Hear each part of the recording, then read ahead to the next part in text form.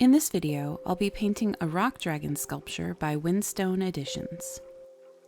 I'll leave a list of all the supplies I used in the description below. This dragon is painted in a scheme I call Vivid Sunset. A warning, this video is long. This goes through almost 20 hours of work. Much of this footage is sped up to 5, 10, or 50 times the original. I do move the piece I'm working on a lot to get the right angles while I'm painting, so I apologize if some of the footage is jarring. In the first few minutes, you'll see me laying down the first coat of paint, and it looks very messy because it is. The first coat of paint will at least partially absorb into the gypsum. Some people prefer to apply a primer to get around this, but I like to use the first coat of paint as a kind of rough draft for the paint scheme I intend to use. I'm fine with it being messy because I know I'll be going over it multiple times to solidify the colors and make them more vivid. I can even change my mind about parts of the scheme and alter them later, which you'll see me do at the end of the tail on this piece. I paint it yellow at first, but later change my mind. You'll also notice that I'm not paying attention to the paint that I'm getting all over the rock portion of this statue. And that's because I'll very carefully paint the rock black later, essentially erasing all of the messy overpaint. You can paint these sculptures any number of ways, but this is my general preferred method. It's not the right way to paint it, just my own. If you have any questions about how I paint my pieces, please feel free to leave a comment below and I'll do my best to explain.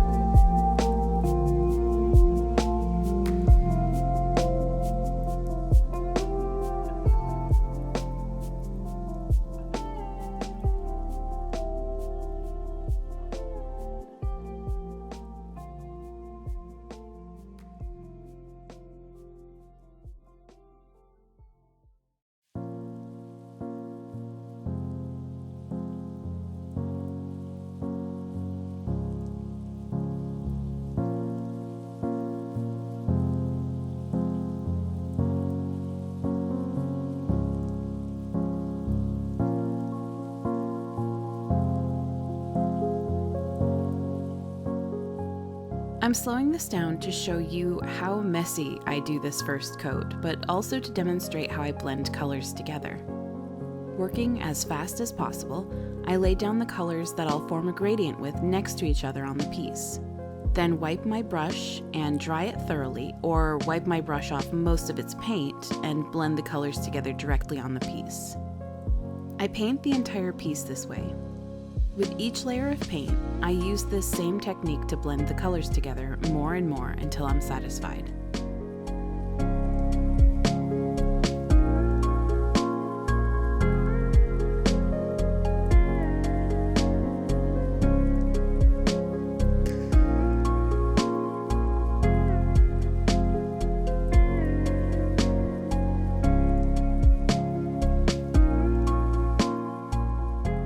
I'd like to mention that when I paint the way that I do, I absolutely destroy brushes. I keep several on hand that I'm quite careful with to keep their shapes nice and sharp, but I also have certain brushes that are frayed and misshapen. These are the brushes that I use for blending. They're great for getting into the nooks of these sculptures and for spreading colors quickly.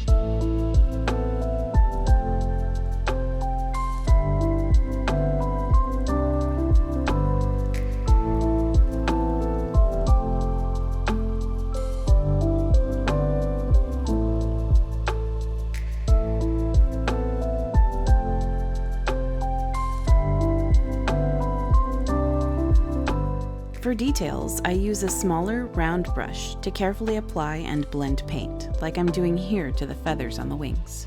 You may also notice that I sometimes put a small amount of paint onto my paper towel.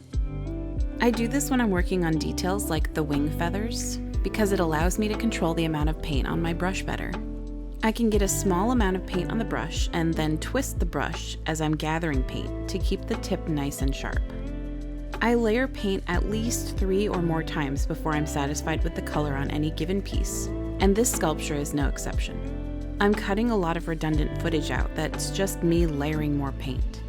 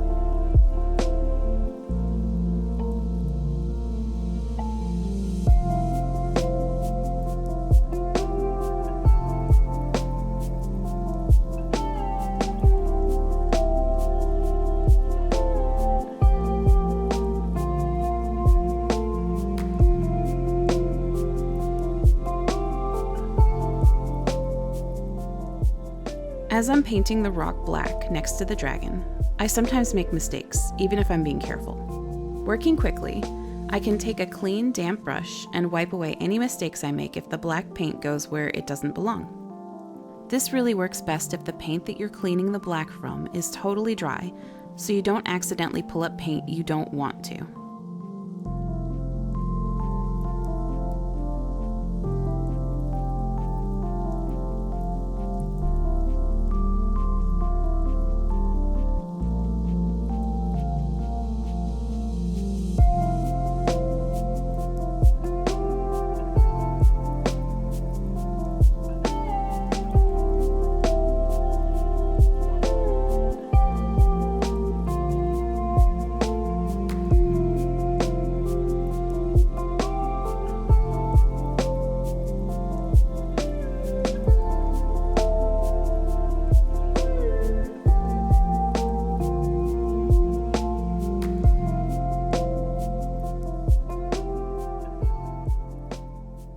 To make the galaxy on this rock, I just layer lots of color.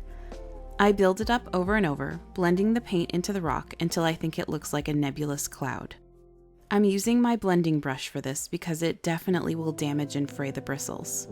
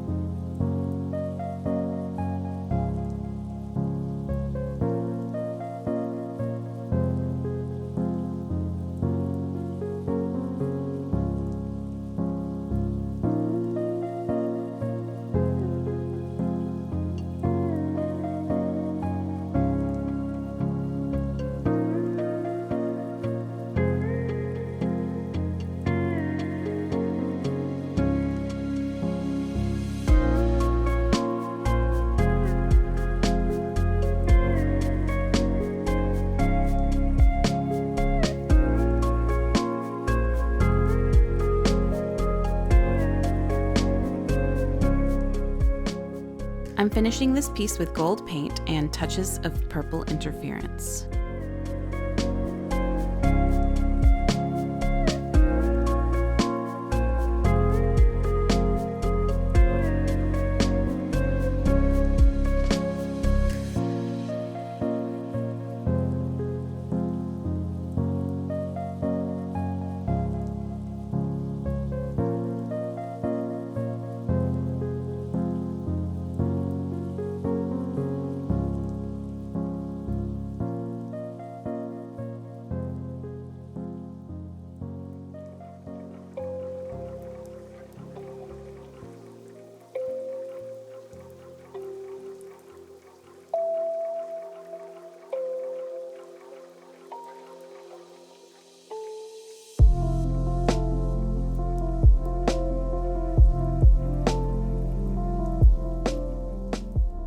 And here he is, all complete.